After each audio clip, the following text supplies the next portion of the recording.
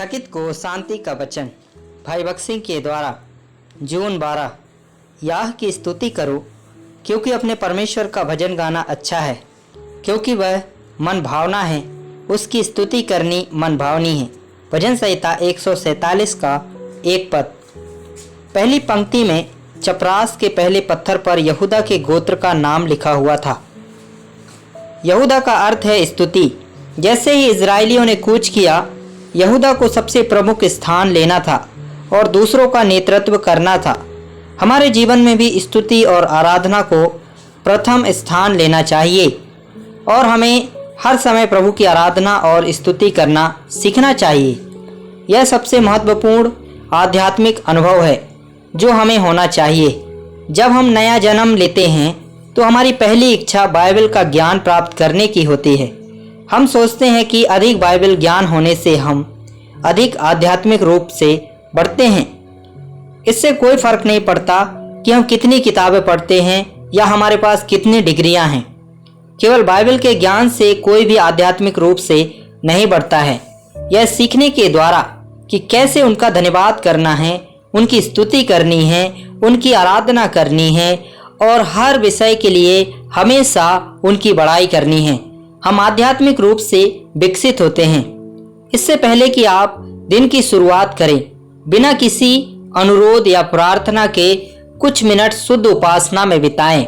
उससे कहो, हे प्रभु, राजाओं के राजा, मैं तेरे पास और तेरी उपस्थिति में केवल तेरे साथ रहने के लिए, तेरी उपस्थिति को महसूस करने के लिए, तेरी वाणी को सुनने के लिए और तेरी महिमा और सुंदरता को देखने के लिए आया हूँ कि उसकी दया, करुणा, प्रेम और अनुग्रह के लिए उसकी स्तुति करो।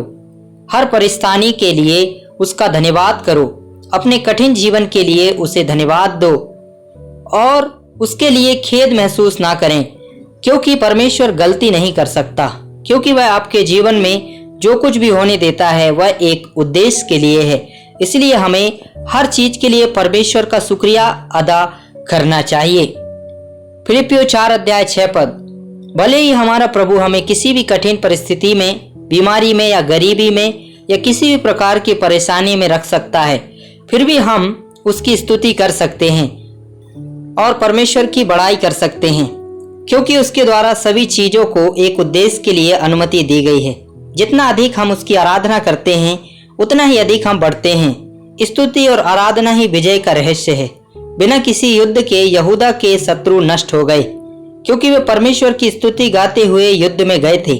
उसी तरह अगर हम जानते हैं कि जीवन की सभी परिस्थितियों में परमेश्वर की आराधना, महिमा और स्तुति कैसे की जाती है, तो हम अपने विरोधी शत्रु के सभी हमलों को आसानी से नष्ट कर पाएंगे।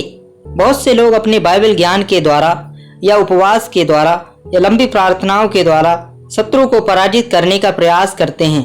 उन्हें जल्द ही पता चल जाएगा कि इस तरह के उपाय शत्रु के खिलाफ काम नहीं करते हैं और वे खुद हार जाएंगे।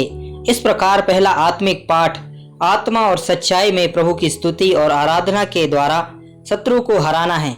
यूहन्ना 4:24 पद। भजन संहिता 34 का 1 से 3 पद। भजन संहिता 89 का 1 पद। भजन संहिता 104 का 33 पद। भजन संहिता 105 का 5 पद।